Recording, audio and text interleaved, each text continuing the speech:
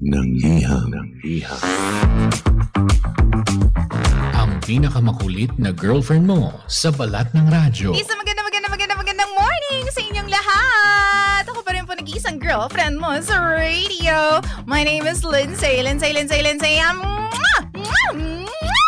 Makulit pero may puso, handang makinig sa mga kwento mo. Alam mo, feeling ko kailangan mo na siyang iwan kasi it doesn't make sense.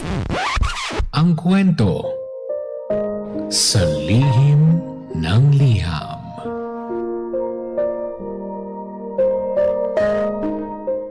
Mahal kong Lindsay. Tawagin niyo na lamang po ako sa pangalang Kay. Gusto ko lamang po ng advice because hindi ko alam kung paano ako makakalimot. Kung paano ako makaka-move on.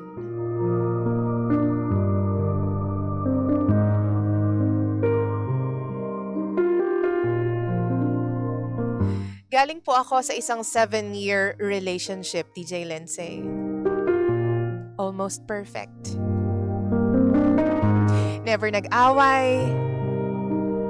At ang katotohanan ay naghihintay na lang ako na lumuhod siya sa harap ko.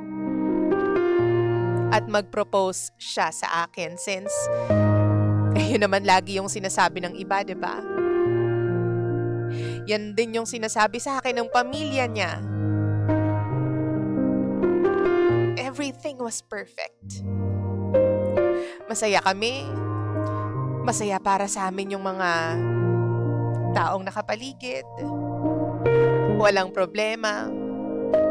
Mas madami yung tawanan kesa inis at galit.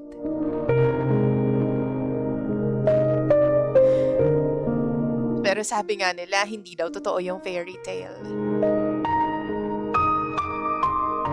Because on a random Tuesday, I found out na meron siyang iba.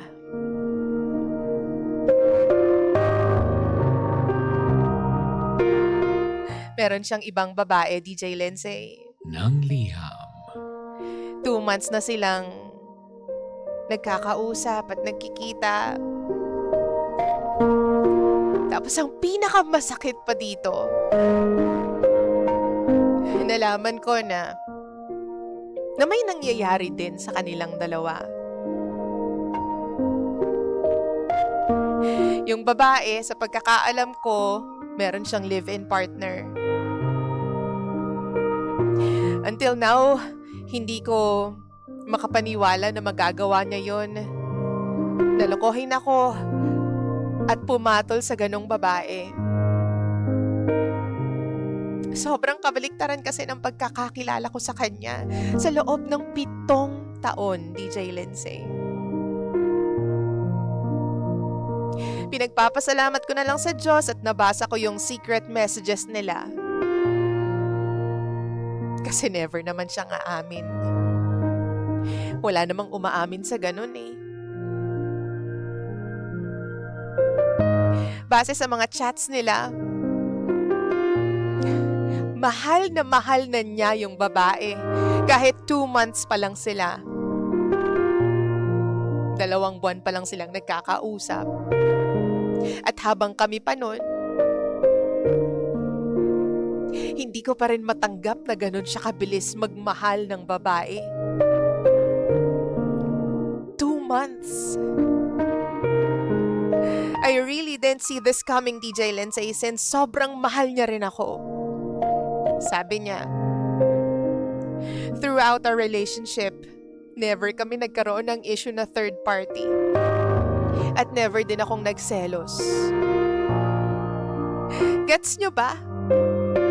Sobrang faithful niya sa akin. Yun din yung pagkakakilala ng ibang tao sa kanya. Kaya naman nung nalaman ko lahat ng kalokohan niya, nakipag-break ako sa kanya. Kasi nabasa ko eh. Yun naman pala yung plano mo all along. Yung makipag-break sa akin. Kaya inunahan ko na lang. Bilang respeto na rin sa sarili ko. Kahit ayoko. Kahit sobrang nabigla ako sa nangyari. Alam ko lang that time na yun yung tamang gawin.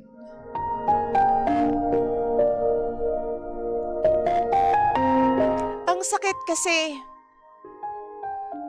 hindi niya ako hinabol. Hindi niya ako hinabol kasi ang sabi niya nga, mahal na niya yung babae na yun. Ang sakit. Hanggang ngayon, nararamdaman ko pa rin. At hindi ko alam kung paano ako makaka-move on.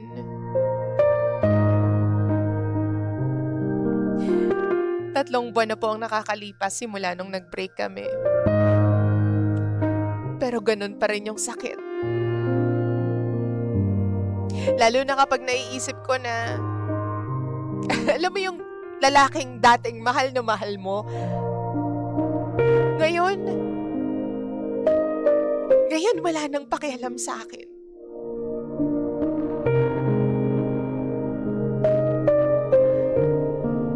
FB friends pa rin kami. At lagi kong tinitingnan kung online ba siya. Tapos hindi ko maikwento to kahit sa mga katrabaho ko o di kaya naman sa mga pamilya ko. Hindi ko masabi sa mga kaibigan ko yung nangyari kasi I know deep down, umaasa pa rin ako. Umaasa pa rin ako na babalik siya.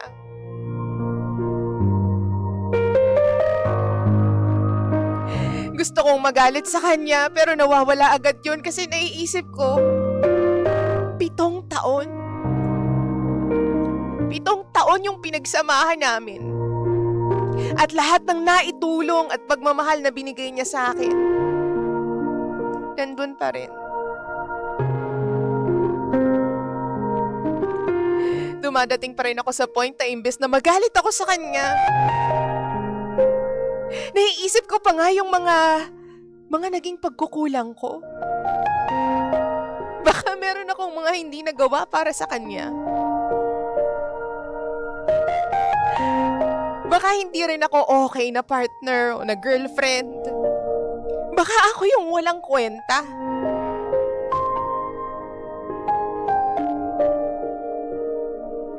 Kahit alam kong malala yung ginawa niyang betrayal sa akin, awa pa rin yung nararamdaman ko para sa kanya. At alam ko na mahal ko pa rin ang lalaking yun. Please tell me, how do I move on from this? Nahihirapan na po ako pero gusto ko nang makalimot. Tulungan niyo po ako.